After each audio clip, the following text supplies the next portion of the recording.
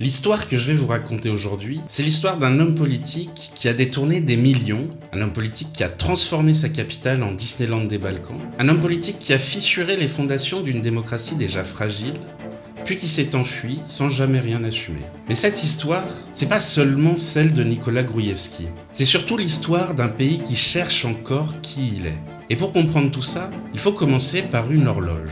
À Skopje, il y a une horloge arrêtée depuis 1963. Elle affiche 5h17, l'heure exacte où, le 26 juillet 1963, en 20 secondes, 80% de la ville disparaît. Mais le vrai séisme arrive presque 50 ans plus tard. Pas un tremblement de terre cette fois, mais une annonce. Celle du lancement du projet Skopje 2014. Un projet titanesque censé transformer le visage de la capitale. Statues antiques, colonnes, musées, bâtiments néoclassiques. La Macédoine se rêve en héritière directe d'Alexandre le Grand. L'histoire que je m'apprête à vous raconter aujourd'hui, c'est l'histoire du projet Skopje 2014. L'histoire du projet le plus démesuré, le plus controversé et surtout le plus symptomatique des dérives du pouvoir dans les Balkans. Ce qui est intéressant avec ce projet Skopje 2014, c'est qu'il va nous permettre de discuter de pas mal de pans de l'histoire macédonienne. Avançons donc et posons les bases. Actuellement, la Macédoine du Nord, c'est un pays situé aux confins des Balkans. Différentes populations peuplent chaque pays des Balkans. En Macédoine du Nord, on trouve une majorité de slavo-macédoniens, mais aussi d'importantes minorités albanaises, turques, roms, serbes ou bosniaques, et même des grecs. Une vraie mosaïque. Ce qui est sûr en tout cas, c'est que les Macédoniens y descendent principalement des populations slaves qui sont arrivées dans la région au VIe siècle. Les Bulgares, eux aussi, sont en grande partie issus de ces migrations slaves, mêlées à une élite turcique venue des steppes. Les premières manifestations d'une identité macédonienne, elles sont apparues tardivement. Et pour comprendre pourquoi tout ça est si compliqué, il faut remonter dans le temps. Alors pas jusqu'à Alexandre le Grand, on y reviendra, et vous allez comprendre pourquoi c'est important, mais on va remonter jusqu'au XIVe siècle, car c'est là que tout commence vraiment. À partir de la fin du XIVe siècle, la Macédoine devient une région sous domination ottomane. Je vous parlais dans ma vidéo sur l'histoire de la Yougoslavie de la question d'Orient avec la lente agonie de l'Empire ottoman dans les Balkans. Et bien dans le sillage du Congrès de Berlin de 1878, 3 voisins de la Macédoine revendiquent ce territoire. La Bulgarie, la Serbie et la Grèce. On parle alors ici de la question macédonienne autour des revendications de son territoire, de son patrimoine historique et culturel et surtout de son peuple. Et à l'heure actuelle, sachez que cette question, elle est toujours pas vraiment tranchée. En 1893, des révolutionnaires fondent le VMRO à Thessalonique. Le VMRO, c'est une organisation révolutionnaire et de libération nationale du peuple macédonien. Retenez bien ce nom, on le reverra plus tard. On y retrouve des nationalistes, des socialistes ou encore des anarchistes, dont la figure la plus emblématique sera Goce Delchev, révolutionnaire bulgare de Macédoine, né à Kilkis, alors dans l'Empire ottoman, qui est situé aujourd'hui en Grèce. Ce qui les unit, c'est une colère commune contre l'occupant ottoman et une volonté d'indépendance. Enfin, quand certains se battent pour une Macédoine libre, d'autres préféreraient se rattacher à la Bulgarie. Cette tension entre indépendantistes et pro-bulgares va traverser tout le mouvement et elle explique pourquoi encore aujourd'hui, Sofia et Skopje se disputent l'héritage historique de ces combats. Je vais vous expliquer rapidement pourquoi. Les combattants du VMRO sont appelés des Komitadji. Ils organisent des actions armées contre l'Empire ottoman. Pour certains, ce sont des héros de la résistance, quand pour d'autres, ce sont des terroristes. Alors pourquoi des terroristes ? Eh bien pour financer leur lutte, ils prélèvent ce qu'ils appellent des contributions révolutionnaires dans les villages. Une forme d'impôt clandestin qui peut être perçue comme un soutien à la cause ou bien comme une extorsion. En 1903, ils déclenchent un soulèvement général, l'insurrection d'Ilinden. Les résistants libèrent 150 villages et 3 villes. Une république est même proclamée à Kruševo. Elle tient 10 jours. 10 jours avant que l'armée ottomane n'écrase tout dans le sang. C'est un véritable échec militaire pour le VMRO, mais c'est surtout un mythe fondateur, car Ilinden, c'est aujourd'hui la fête nationale de la Macédoine du Nord. Sauf que, et c'est là que ça se complique, la Bulgarie, elle considère qu'Ilinden fait partie de son histoire, que le VMRO est bulgare, que Goce Delchev est un héros national bulgare, et c'est précisément l'un des points de blocage dans les négociations actuelles entre Sofia et Skopje pour l'adhésion à l'Union européenne. Deux pays, un même passé, des récits incompatibles. 10 ans plus tard, les guerres balkaniques règlent la question autrement. La Macédoine est alors découpée en 3 morceaux. Le sud va à la Grèce, le morceau oriental va à la Bulgarie, et la partie centrale, le long de la vallée du Vardar, va à la Serbie. Une fois de plus, sans que personne ne demande leur avis aux Macédoniens. C'est cette dernière portion qui deviendra d'ailleurs des décennies plus tard la Macédoine du Nord. Et c'est finalement en 1944 que la République socialiste de Macédoine est officiellement proclamée au sein de la Yougoslavie. Elle prendra finalement le nom de République populaire de Macédoine en 1945. Elle se voit alors dotée de ses propres institutions et surtout d'une langue macédonienne codifiée. C'est un acte fort. Jusque-là, la langue macédonienne n'était reconnue ni par la Bulgarie, ni par la Serbie. Désormais, elle devient officielle, enseignée, standardisée. Pendant des dizaines d'années, la Macédoine est donc une province autonome de la Yougoslavie. Et puis c'est le drame. Le 26 juillet 1963, à 5h17 du matin, le sol tremble. Un séisme d'une magnitude autour de 6,1 sur l'échelle de Richter frappe Skopje. En 20 secondes, 80% de la ville est détruite, 1070 morts, 3000 blessés, 200 000 personnes sans abri. Les dégâts sont évalués à 1 milliard de dollars, soit le budget annuel de toute la Yougoslavie. Et ce séisme de 1963, c'est pas seulement une catastrophe, c'est surtout un tournant. Car à la stupeur succèdent l'espoir et la solidarité. Le monde entier regarde et il répond. Un grand élan humanitaire se manifeste, notamment grâce au statut non aligné de la Yougoslavie. 77 pays participent à la reconstruction. Kennedy envoie une unité médicale militaire. Khrouchtchev se déplace en personne dans les décombres. La Roumanie finance un hôpital entier. À Skopje, pour un temps, la guerre froide s'arrête et la ville devient le centre du monde.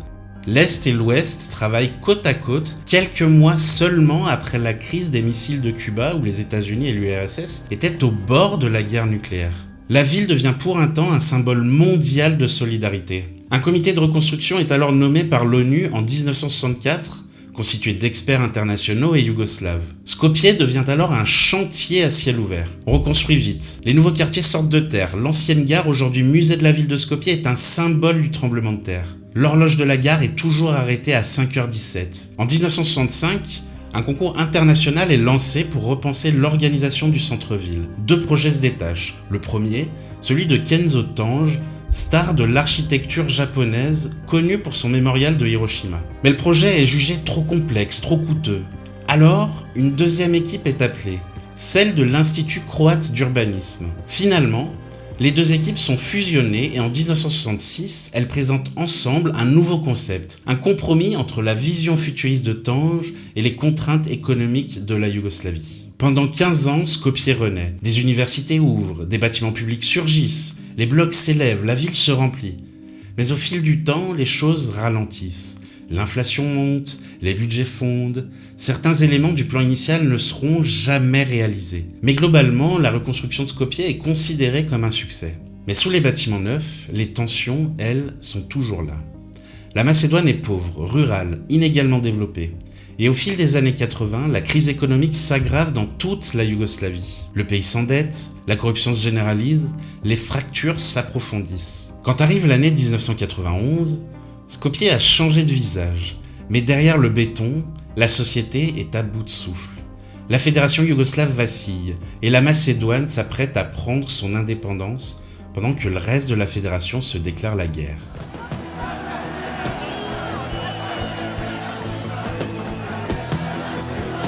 Dozvolite večerva da vi čestitam na vas site i na site građani i građankina Makedonija. Slobodna, suverena i samostojna Makedonija.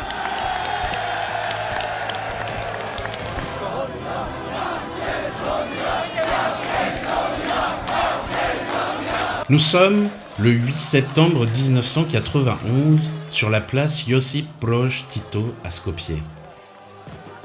Par ces mots, Kiro Gligorov annonce l'indépendance de la Macédoine. après un référendum qui voit plus de 95% de suffrages favorables à l'indépendance du pays. Pas de guerre, pas un coup de feu contrairement à la Slovénie, à la Croatie ou à la Bosnie. Mais pas tout à fait l'unanimité non plus. La minorité albanaise a boycotté ce référendum. Une fissure discrète qui ne va pas le rester longtemps. Mais cette paix précoce, elle cache une autre forme de tension. Aussitôt proclamée, l'indépendance se heurte à un mur diplomatique. La Grèce refuse catégoriquement que ce nouvel État s'appelle République de Macédoine. Pour Athènes, ce nom appartient à son propre héritage historique, celui d'Alexandre le Grand et de la région du nord grec, la Macédoine égéenne. L'utilisation du nom Macédoine est vue comme une menace territoriale, un vol symbolique. La Grèce impose donc un blocus économique, bloque l'entrée du pays à l'ONU, puis à l'OTAN et à l'Union européenne. En 1993, l'ONU accepte finalement l'adhésion du pays, mais sous un nom temporaire et bancal, l'ARIM, l'ancienne République yougoslave de Macédoine. Mais c'est pas tout. La Bulgarie, elle, reconnaît le pays, mais pas la nation. Pour Sofia, les Macédoniens sont en fait des Bulgares qui ont été dénationalisés à l'époque yougoslave. Résultat, des tensions autour de la langue, de l'histoire, des héros nationaux. Autrement dit, le pays existe, mais toute son existence est contestée. Mais revenons sur la politique intérieure de la Macédoine du Nord. Dès le début de son indépendance, le pays est polarisé entre deux grands partis. D'un côté, on a le SDSM, qui est l'héritier direct de la Ligue des communistes de Macédoine, un parti de centre-gauche plutôt mou. De l'autre côté, on a le VMRO-DPMNE. Je vous avais dit de retenir ce nom. C'est un parti de droite, national-conservateur, populiste et identitaire. Et puis entre les deux, on a les partis albanais qui font et défont les coalitions selon les intérêts du moment. Je me rends compte d'ailleurs que je vous ai toujours pas parlé de la population albanaise de Macédoine. Concentrée dans l'ouest du pays, notamment autour de Tetovo, ils parlent leur propre langue, ont leurs propres références culturelles et ils réclament plus de droits. Mais face à l'État macédonien, largement dominé par les slavo-macédoniens, leurs demandes, elles sont quasiment toujours ignorées, voire réprimées. Et cette tension, elle monte pendant des années jusqu'à exploser. En 2001, une guérilla éclate. L'armée de libération nationale, l'UCKM, née des cendres de l'UCK du Kosovo, prend les armes et organise l'insurrection albanaise. Sa revendication officielle, l'autonomie des Albanais de Macédoine. Plus de droits, plus de reconnaissance. À sa tête, un homme, Ali Ahmeti. Il est né en 1961 en Macédoine. Étudiant en philosophie à Pristina, arrêté à 20 ans pour activisme, exilé en Suisse. Il est l'un des premiers organisateurs de l'UCK au Kosovo dès 1993 et il se retrouve à la frontière entre le Kosovo et la Macédoine en décembre 2000 afin de préparer l'insurrection. En janvier 2001, l'UCKM commence à attaquer des policiers et des soldats macédoniens dans le nord du pays. D'abord des embuscades isolées, puis ça s'étend. Les combats se généralisent au printemps dans les régions de Tetovo et de Kumanovo. Skopje est en panique. L'armée macédonienne est jeune, mal équipée, mal entraînée. Le spectre d'une guerre civile plane. En mai, l'armée macédonienne bombarde les villages sous contrôle de l'UCKM, mais elle finit par se replier. Puis arrive le moment de bascule. La crise d'Arașinovo. Le 12 juin 2001, un groupe de plusieurs centaines d'insurgés de l'UCKM prend le contrôle de la commune d'Arașinovo. Cette commune, elle est située à seulement 8 km de la capitale Skopje. Dans le même temps, l'OTAN et l'UE pressent le gouvernement macédonien afin de trouver une résolution politique à ce conflit. Mais ce dernier ne souhaite pas capituler si facilement. Il envoie alors ses troupes reprendre le contrôle de la ville à partir du 21 juin. Après 3 jours de bataille, l'assaut macédonien se solde par un échec. Au 4e jour de la bataille, le président Trajkovski ordonne aux forces de sécurité macédoniennes d'arrêter immédiatement toutes les opérations. L'OTAN et l'UE négocient alors l'évacuation des combattants albanais d'Arașinovo. Pour la population slavo-macédonienne, c'est une trahison. On protège ceux qui ont pris les armes contre l'État. Des émeutes éclatent le soir même à Skopje. Les manifestants étaient venus armés de fusils et d'armes automatiques et exigeaient de savoir pourquoi les opérations avaient été interrompues et les insurgés autorisés à être évacués. Finalement, le 5 juillet 2001, un premier accord de cessez-le-feu est signé, mais il tient à peine. Les combats reprennent à Tetovo. Il faudra attendre le 13 août 2001 pour la signature des accords d'Ohrid. Les combattants sont amnistiés et l'UCKM est désarmé. Les chiffres ne sont malheureusement pas vérifiés, mais on parle d'environ 200 à 230 morts à l'occasion de ce conflit, dont environ 70 à 80 soldats et policiers macédoniens, de 60 à 80 combattants albanais et entre 40 à 70 civils. Parmi ce décompte, on compte aussi 3 membres de la mission d'observation de l'UE, ainsi qu'un soldat britannique. Alors, qu'est-ce que ces accords changent concrètement ? Tout d'abord, l'albanais devient une langue co-officielle dans toutes les municipalités où les Albanais représentent au moins 20% de la population. D'où l'importance du recensement et la tournure politique qu'il revêt pour certains partis. Les autres points de cet accord, c'est que l'usage de l'albanais est autorisé au Parlement. Les lois, elles doivent être rédigées alors en macédonien et en albanais. La constitution est révisée. La Macédoine n'est plus définie comme l'État du peuple macédonien, mais comme un État civique, multiethnique. Les institutions, quant à elles, la police, l'administration, la justice, doivent être réformées afin d'intégrer les minorités. Et puis, une université albanaise, l'Université de l'Europe du Sud-Est, est créée à Tetovo et en partie financée par l'État. En 6 mois, l'USEKEM a obtenu plus que les partis politiques albanais en 10 ans de négociations. C'est le message en tout cas que retient une partie de la population macédonienne. La violence a payé. Et ce compromis, il a un coût politique. Une partie de la population slavo-macédonienne y voit une trahison, une perte de contrôle sur leur pays. Et pour certains partis nationalistes, c'est un point de non-retour. On pourrait dire que c'est toujours le même débat avec l'USEKEM entre un groupe terroriste et un groupe révolutionnaire. On avait d'ailleurs le même débat autour du VMRO à l'époque, à la fin du 19e siècle. Et en 2001, ceux qui revendiquent l'histoire du VMRO, car le VMRO est dans leur nom de parti, sont contre le fait qu'une population veuille prendre sa propre indépendance. Ali Ahmeti est finalement amnistié, il fonde le BDI en 2002, il devient député. L'homme qui avait pris les armes contre l'État macédonien siège désormais dans son parlement. C'est ça aussi les accords d'Ohrid. Après la guerre de 2001, les accords d'Ohrid ont ramené la paix, mais pas la stabilité. Le pays est toujours fragmenté. En 2002, Branko Crvenkovski devient Premier ministre. Puis en 2004, il est élu président de la République et laisse sa place à Ari Kostov, un technocrate sans réelle base politique, qui démissionne après moins de 6 mois. Le gouvernement est instable, les coalitions éclatent et l'opinion publique se détourne d'un pouvoir jugé incapable de sortir le pays de la crise. En face, l'opposition, elle se structure. Et elle a un nom, le VMRO-DPMNE, un parti de droite nationaliste, héritier symbolique de l'ancien VMRO révolutionnaire du 19e siècle. Ce parti existe depuis les années 90, mais c'est au début des années 2000 qu'il commence à se radicaliser, et surtout, c'est à ce moment-là qu'émerge un homme, Nikola Gruevski. Né à Skopje en 1970, formé en économie, Gruevski commence sa carrière comme ministre du commerce dans les années 90, sous le gouvernement VMRO de Ljupčo et Georgievski. Il est jeune, ambitieux, bon orateur, et surtout très à l'aise avec les nouvelles formes de communication politique. Quand il prend la tête du parti en 2003, il le transforme. Il en fait une machine électorale populiste, nationaliste, identitaire. En 2006, les élections législatives lui donnent raison. Le VMRO-DPMNE remporte le scrutin. Et à 36 ans, Gruevski devient alors Premier ministre. Il incarne une nouvelle génération. Mais son projet, il est profondément conservateur.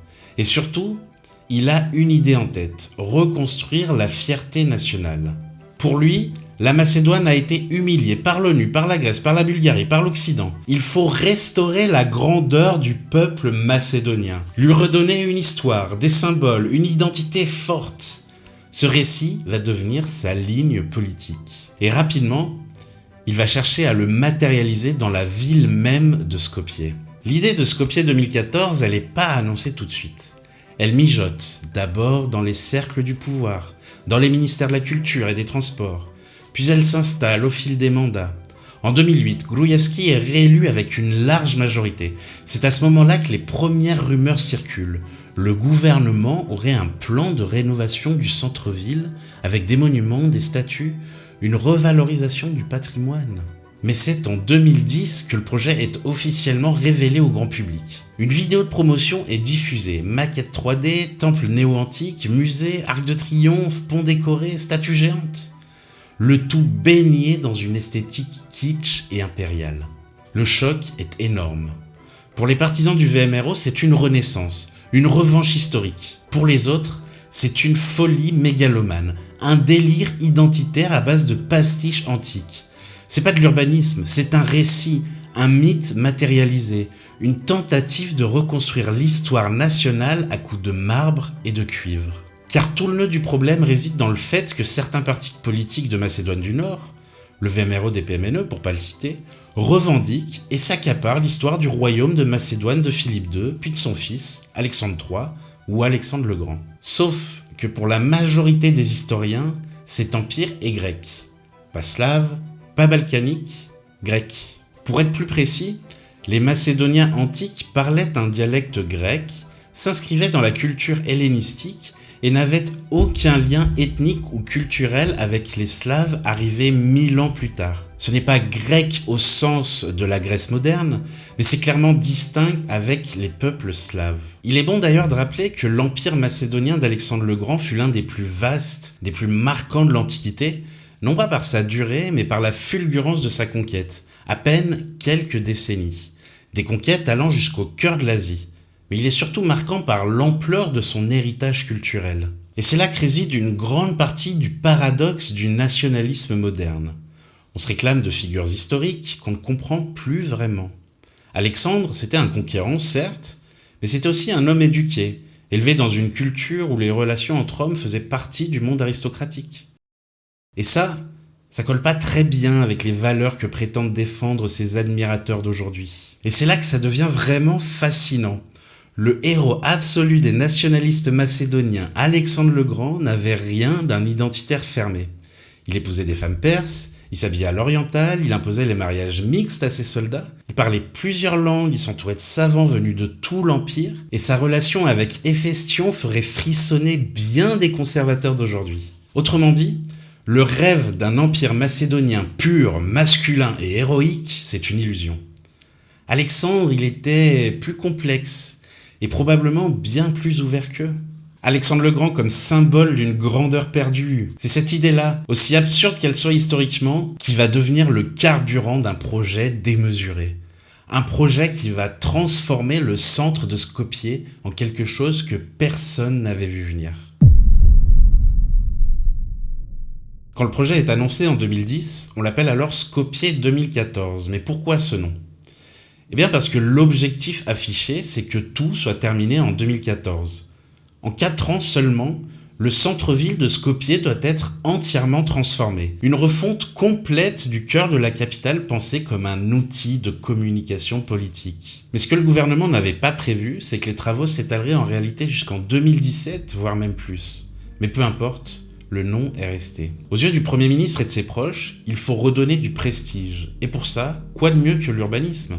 Le projet il s'adresse alors à plusieurs publics.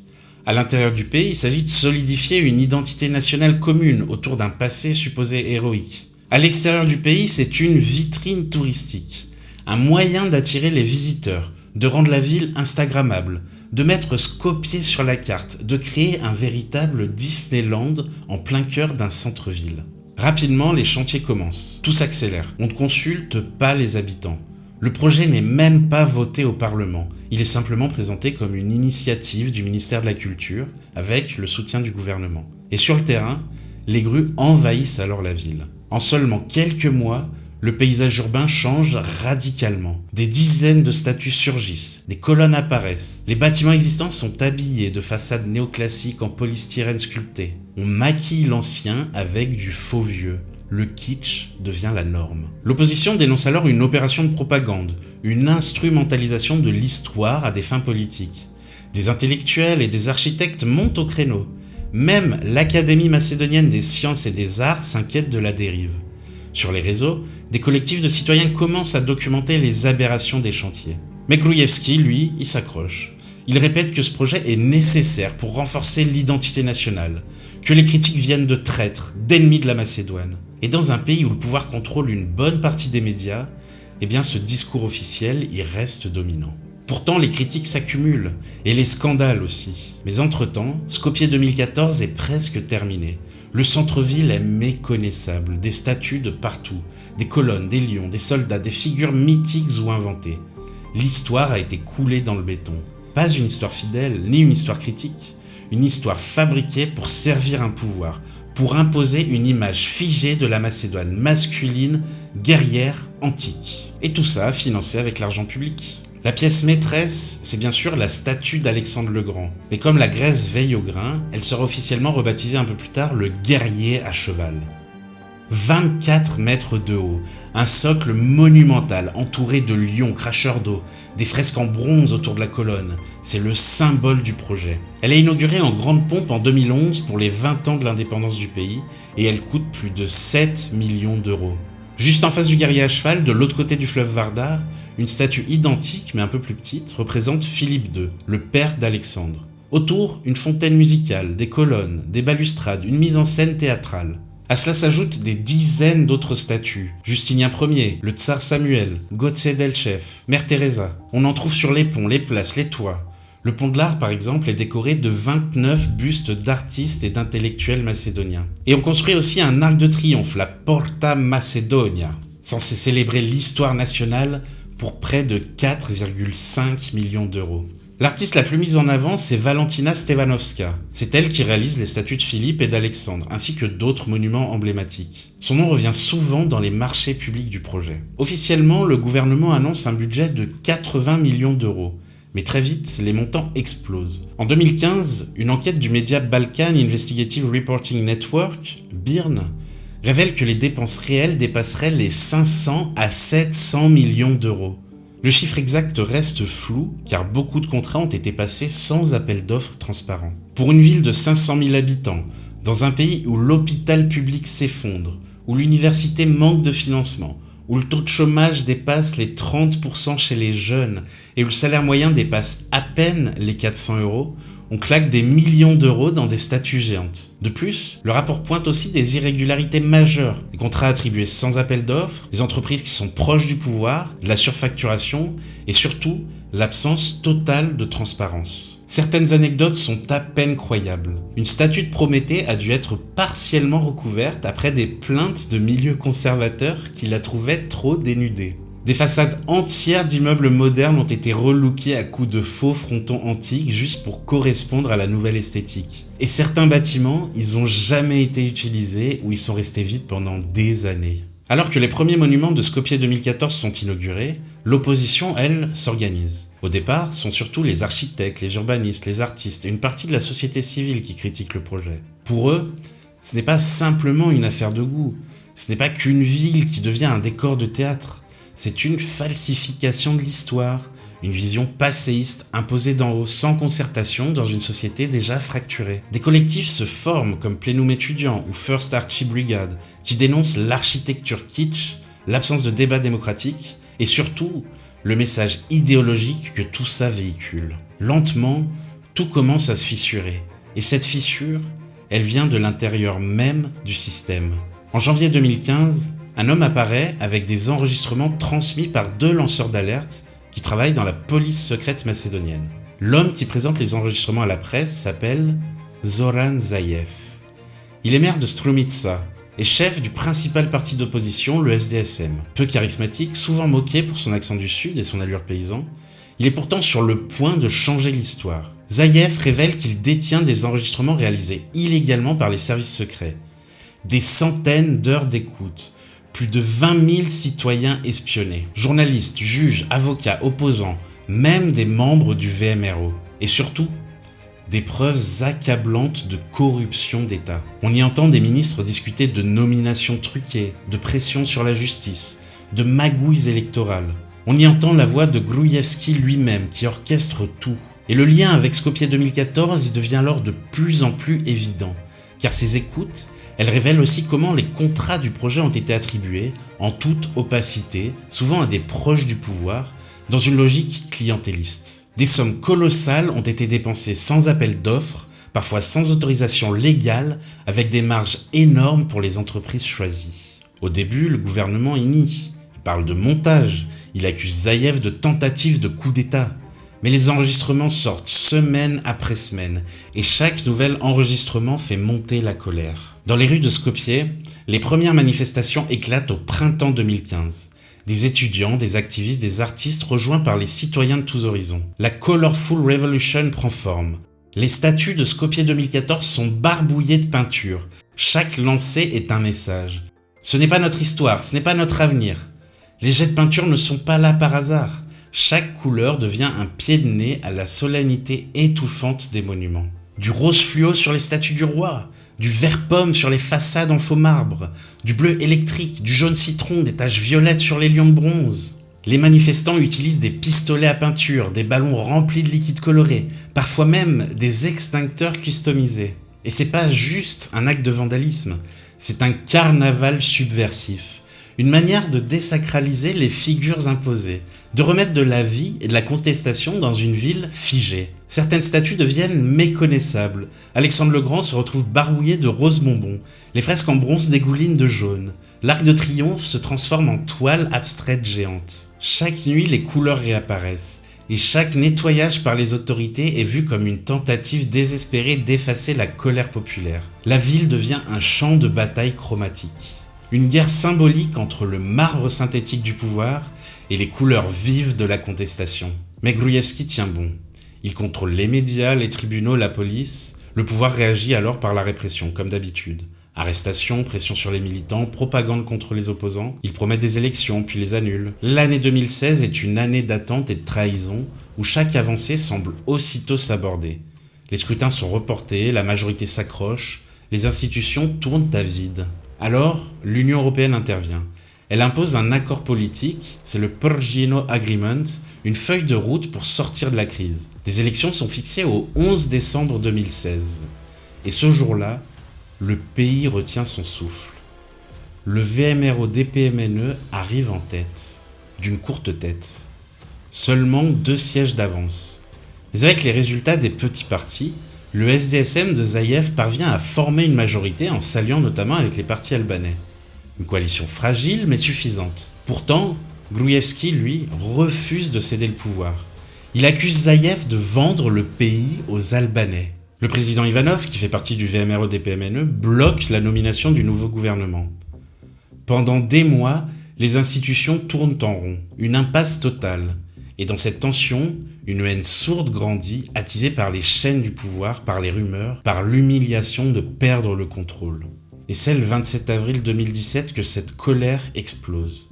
Ce jour-là, le Parlement doit voter l'élection du nouveau président du Parlement de Macédoine, un Albanais, Talat Gshaferi. Le symbole est fort, mais à l'extérieur, les militants nationalistes hurlent, et d'un coup, les portes cèdent. Des dizaines d'hommes envahissent l'hémicycle. Ils frappent les députés, traquent Zaïev, l'encerclent, le tabassent. On le voit, le visage en sang plaqué contre un mur pendant que d'autres élus sont emmenés, menacés, humiliés. Quelques années avant les mêmes événements aux États-Unis et au Brésil, la démocratie prend une claque en direct à la télévision. Mais ce soir-là, le coup ne passe pas. L'indignation est générale. L'Europe s'alarme, la population se mobilise. Même dans les rangs du pouvoir, certains reculent. Et quelques semaines plus tard, après des mois de chaos, Gruevski quitte le pouvoir. Il part, à reculons, protégé par son immunité. Puis, 1 an plus tard, il s'enfuit discrètement en Hongrie, où il obtient l'asile politique. L'homme des statues s'est enfui en silence, laissant derrière lui un pays exsangue, une ville défigurée et une société plus divisée que jamais. Et Zaïev, lui, il prend enfin la tête du pays. Mais qu'est-ce qu'on fait quand on hérite d'un champ de ruines, quand on doit gouverner au milieu des fragments d'un mythe effondré? Le 31 mai 2017, Zoran Zaïev est investi Premier ministre. Il a gagné. Mais en regardant Skopje ce matin-là, difficile de savoir si c'est vraiment une victoire. Il hérite d'un pays en crise, une classe politique discréditée, une économie au bord du précipice, une jeunesse qui déserte, une capitale recouverte de statues et un climat de méfiance généralisé après des années de scandales. Mais il tente d'enclencher un virage. Son mot d'ordre, c'est l'ouverture. Il veut tourner la page des années Gruevski, réconcilier les communautés, relancer les discussions avec l'Union européenne et faire entrer la Macédoine dans l'OTAN. Pour ça, il va devoir affronter un chantier immense et des résistances profondes. Dès son arrivée au pouvoir, commencent des négociations avec la Bulgarie et la Grèce afin de sortir de l'impasse d'où les gouvernements précédents n'ont pas souhaité sortir. Le mardi 1er août 2017 scelle l'accord d'amitié, de bon voisinage et de coopération avec la Bulgarie, qui entérine la création de la commission bilatérale d'experts afin de tenter de définir une version commune de l'histoire. Derrière cette commission se joue notamment l'adhésion de la Macédoine du Nord à l'Union européenne. Et malgré la levée du veto bulgare, ce dossier il est toujours dans l'impasse. 30 ans après son indépendance, la Macédoine du Nord se bat encore pour définir qui elle est.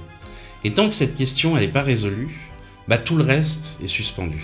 Puis le dimanche 17 juin 2018, sur les bords du lac Prespa, qui est situé entre la Macédoine, l'Albanie et la Grèce, Zoran Zaev et Alexis Tsipras signent un accord historique pour les deux pays. Le changement de nom de la Macédoine, accompagné de l'organisation d'un référendum avec pour question « Êtes-vous favorable à une adhésion à l'Union européenne et à l'OTAN en acceptant l'accord passé entre la République de Macédoine et la République de Grèce ?» Ce référendum doit mettre fin à plus de 27 ans de querelle entre les deux pays à cause du nom Macédoine, qui est le nom revendiqué d'une région grecque dont la capitale est Thessalonique. En reconnaissance de cet accord, les deux hommes ont été nominés pour le prix Nobel de la paix en 2019. Malgré un référendum que certains qualifient d'échec pour Zoran Zaev, avec seulement 36,91% de participants, alors qu'il fallait réunir une majorité absolue, plus de 91% des votants ont répondu oui à ce référendum. Ce qu'il faut ajouter, c'est que l'opposition du VMRO-DPMNE a appelé à boycotter ce référendum, mais aussi que les listes électorales ne sont pas à jour depuis des années. Tous les derniers recensements effectués dans le pays ont été controversés ou entachés de fraude. On ne connaît donc pas le nombre précis de votants, d'autant plus pour un pays qui compte quasiment 600 000 émigrés et officiellement environ 2 millions d'habitants. Le référendum est finalement ratifié d'une courte tête grâce aux voix d'une dizaine de députés du VMRO-DPMNE par le Parlement macédonien, puis par le Parlement grec. Et c'est le 12 février 2019 qu'entre officiellement en vigueur l'accord de Prespa et que l'ancienne République yougoslave de Macédoine devient la République de Macédoine du Nord. Cette décision encore impensable quelques années plus tôt permet qu'en échange, la Grèce lève son veto et la Macédoine du Nord peut enfin avancer. Le pays rejoint l'OTAN en mars 2020 et cela permet d'ouvrir les négociations d'adhésion à l'UE en juillet 2022, malgré un veto déposé par la Bulgarie quelques mois plus tôt. C'est un pari politique risqué, mais Zaev choisit le compromis plutôt que la confrontation. À l'intérieur du pays, il tente aussi de réformer. Il fait le ménage dans certains organes de l'État, il met fin aux pratiques les plus voyantes du clientélisme, il engage des discussions sur la justice, sur la transparence, sur les droits des minorités. Il arrête le financement direct de certains médias liés au pouvoir, et il promet une société plus ouverte. Mais malheureusement, tout ne suit pas. L'économie reste fragile, la corruption elle ne disparaît pas, et les inégalités elles persistent. Beaucoup de jeunes d'ailleurs continuent de quitter le pays. En 2021, le premier recensement arrivant à son terme depuis 2002 tombe comme un coup de massue. La Macédoine du Nord a perdu près de 190 000 habitants en 20 ans. Le pays ne compte plus que 1,83 million de personnes. Les Macédoniens partent massivement vers l'Allemagne, vers la Suisse, vers l'Australie, un pays qui se vide de l'intérieur. Et au niveau culturel, la question que se posent tous les Macédoniens est « Quel avenir pour l'interminable et kitschissime projet Skopje 2014 ?» Quelques heures à peine avant leur arrivée au pouvoir, Zoran Zaev et Robert Alagiosowski, son nouveau ministre de la Culture, ont voulu faire une mise au point sur Skopje 2014. Nous devons immédiatement arrêter Skopje 2014 parce que chaque jour, comme hors d'une boîte de Pandore, cela produit de nouveaux monuments kitsch, des sculptures, des rues et des colonnes que personne ne veut, mais pour lesquelles nous payons tous le prix fort, a déclaré Robert Alagiosowski à Macfax News Agency. Nous allons faire une analyse sérieuse de ce qui est construit, quelle est la valeur, combien coûtera l'entretien de ces bâtiments et sites. Nous organiserons une conférence internationale sur le projet visant à développer des scénarios futurs sur ce qu'il faut faire avec. Nous serons prudents avec les solutions. Que faire des projets déjà construits, des sculptures disséminées ça et là dans la ville de Skopje, des bâtiments en cours de construction? La réponse est loin d'être trouvée. Le gouvernement opte alors pour un entre-deux. Certaines œuvres sont discrètement démontées, d'autres rebaptisées comme la statue d'Alexandre le Grand devenue le cavalier à cheval. Des panneaux explicatifs sont installés pour recontextualiser l'origine des œuvres, mais dans l'ensemble, Skopje 2014 reste debout, comme une cicatrice monumentale. On repeint, on cache, mais on n'efface pas. Zaev choisit de ne pas tout détruire, il cherche un équilibre. Reconnaître les erreurs, sans effacer complètement ce qui a été construit. C'est une gestion prudente, parfois trop, qui déçoit une partie de ses soutiens. En 2024, après 7 années de pouvoir, le SDSM perd les élections. C'est un retour en force du VMRO-DPMNE, mené par Christian Mickoski, l'héritier politique de Gruevski. Il forme un nouveau gouvernement avec des anciens du gouvernement de Gruevski, mais surtout, il possède une majorité confortable au Parlement. La présidence aussi, elle passe aux mains de la droite, avec Gordana Silianowska-Davkova. Et à peine revenu au pouvoir, le VMRO-DPMNE a déjà réussi l'exploit de raviver les tensions avec la Grèce. Lors de son investiture, la nouvelle présidente a refusé de prononcer le nom officiel du pays, remettant en cause l'accord de Prespa. Résultat, Athènes menace de bloquer à nouveau les discussions d'adhésion à l'Union européenne. Et surtout, la situation se dégrade. Certains postes clés sont repris en main. Les partis albanais proches du pouvoir précédent sont écartés. Les tensions interethniques refont surface. Le projet Skopje 2014, lui, reste intact. Il n'est plus question de le réviser, encore moins de l'effacer. Le message est clair. Retour à une politique identitaire, retour à un récit national fort. Ce qui joue à ce moment-là, c'est pas seulement un changement de gouvernement, c'est un changement de cap, une opposition entre deux visions du pays.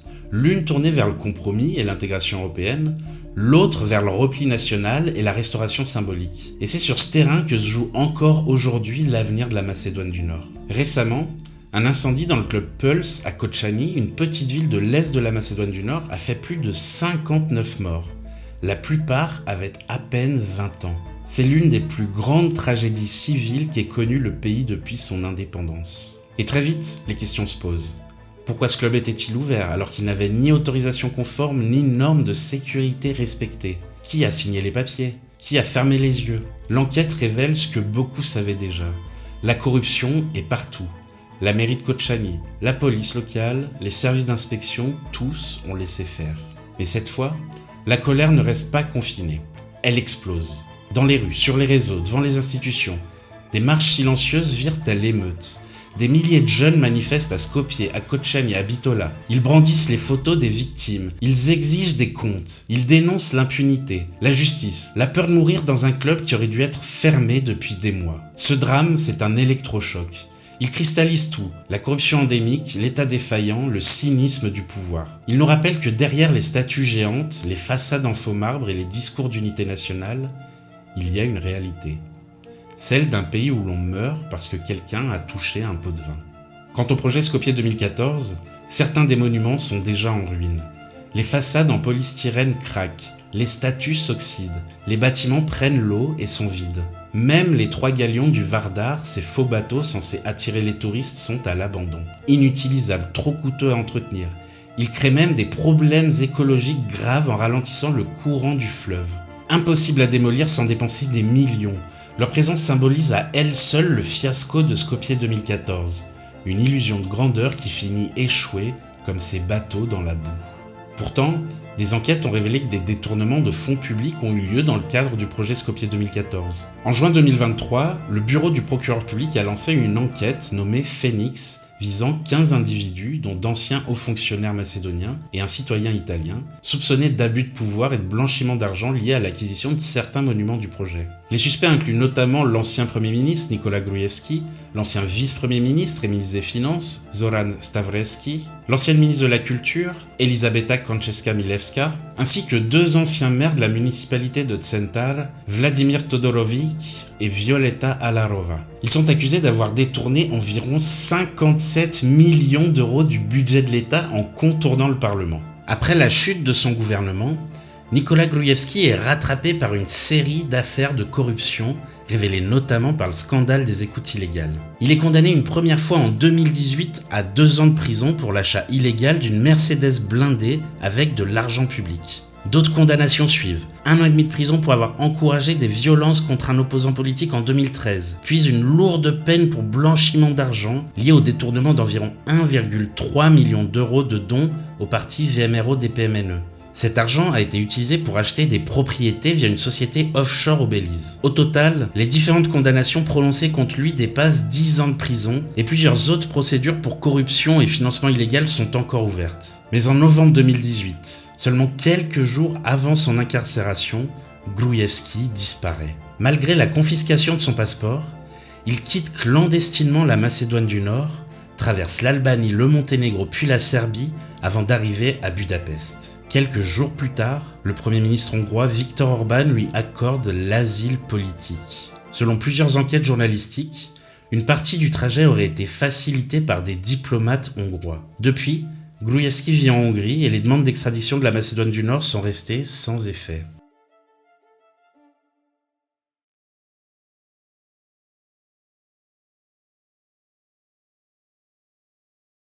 Toutes ces affaires illustrent comment certains dirigeants politiques ont exploité le projet Skopje 2014 à des fins d'enrichissement personnel, en plus de leur volonté de remodeler l'histoire nationale à travers les monuments érigés. On pourrait en effet dire que dans le cadre du projet Skopje 2014, la gestion de la droite au pouvoir, sous la direction du VMRO-DPMNE de Nicolas Gruevski, a été marquée par des décisions controversées et parfois perçues comme déconnectées des priorités réelles de la population. Le projet a été largement critiqué pour son aspect grandiloquent, pour son coût élevé et surtout pour le manque de réflexion sur l'impact environnemental et social de certaines installations. Le symbole d'un échec.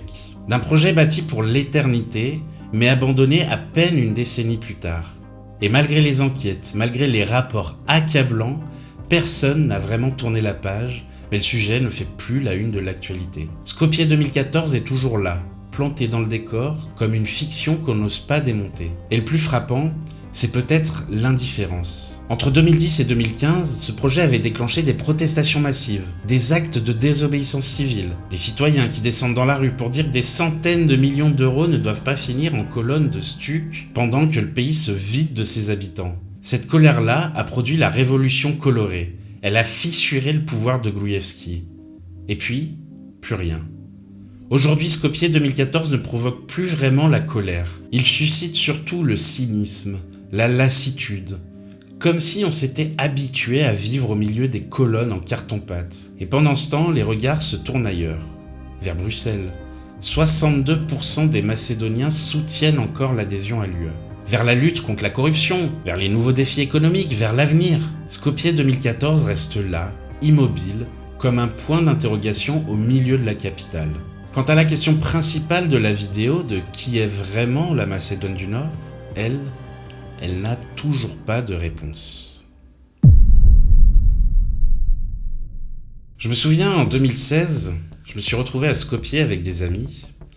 Et ce qui m'a frappé à ce moment-là, c'est pas les statues, c'est pas les colonnes, mais c'était les traces de peinture. Des éclats de couleurs sur ce marbre blanc. Les cicatrices d'une révolution que je ne comprends pas encore. Et c'est ce voyage à l'époque qui m'a donné envie de comprendre. Ce projet, Skopje 2014, ça devait être un symbole de fierté nationale. C'est devenu un symbole de gaspillage, de pastiche assumée, de clientélisme. Un décor de carton-pâte pour une démocratie fragile. À travers ce projet, on a vu émerger les grandes tensions de la Macédoine du Nord. Le besoin d'identité, les dérives autoritaires, la réécriture de l'histoire, mais aussi la puissance de la société civile, la force de la jeunesse et les luttes pour une véritable démocratie. Alors aujourd'hui, on peut se poser une question simple. Skopje 2014, c'est quoi ? C'est une erreur de parcours, c'est une parenthèse, ou bien un révélateur profond de la manière dont certains dirigeants instrumentalisent la culture à des fins politiques. Et c'est aussi ça que j'essaye de vous raconter dans mes vidéos. Dans les Balkans, quand des courants progressistes arrivent au pouvoir, qu'on les appelle sociodémocrates, réformateurs, ou simplement pro-européens, il se passe quelque chose. L'ouverture reprend, les discussions d'adhésion à l'UE avancent, des compromis sont proposés, des réformes sont votées, et parfois, cela coûte cher à ces gouvernements. Zoran Zaev en Macédoine du Nord, Albin Kurti au Kosovo, Zoran Djindjic qui a été assassiné en Serbie dans les années 2000. Tous, ils ont tenté de changer la trajectoire de leur pays et tous, ils ont affronté une opinion divisée, des oppositions féroces, parfois même la violence. Et souvent, c'est une droite conservatrice, nationaliste, parfois autoritaire qui revient ensuite au pouvoir avec ses vieux réflexes. Le repli sur soi, les récits identitaires, la corruption. C'est pas systématique, l'exemple d'Edi Rama en Albanie montre à quel point les étiquettes politiques, elles peuvent être creuses. Mais la tendance, elle est là. C'est pas une histoire qui n'appartient qu'aux Balkans. C'est une histoire qui peut arriver partout et qui arrive ailleurs en ce moment même. Ce que montre Skopje 2014, c'est qu'on ne construit pas un avenir solide avec des statues. On ne soigne pas une crise démocratique avec des colonnes en marbre de synthèse. Et à force de tordre l'histoire, on finit par perdre le présent. Alors que Skopje sera en 2028 capitale européenne de la culture, le contraste est saisissant. Derrière les promesses d'ouverture culturelle, le pays replonge dans les tensions identitaires. Le VMRO-DPMNE de retour au pouvoir, les relations avec la Grèce et la Bulgarie, elles se tendent à nouveau. L'élan réformateur qui a été porté un temps par Zaïev semble déjà très loin. Dans ce contexte, difficile de croire que ce label changera vraiment la donne. Il risque surtout d'embellir une façade pendant que les fondations politiques et sociales restent fragiles. Alors c'est à nous aujourd'hui de nous poser les bonnes questions. Qu'est-ce qu'on veut transmettre ? Quelle mémoire on veut honorer ? Et surtout, quelle place accorde-t-on à la jeunesse, à la critique, à la culture vivante face à une culture de pierre figée dans le fantasme ? Et voilà pour cette vidéo sur l'histoire de Skopje 2014. J'espère que ce sujet vous aura intéressé. Si vous êtes arrivé jusqu'ici, je vous invite à écrire en commentaire le passage qui vous a le plus intéressé dans cette histoire. Et on se retrouve bientôt pour une nouvelle vidéo. À très vite. Bam.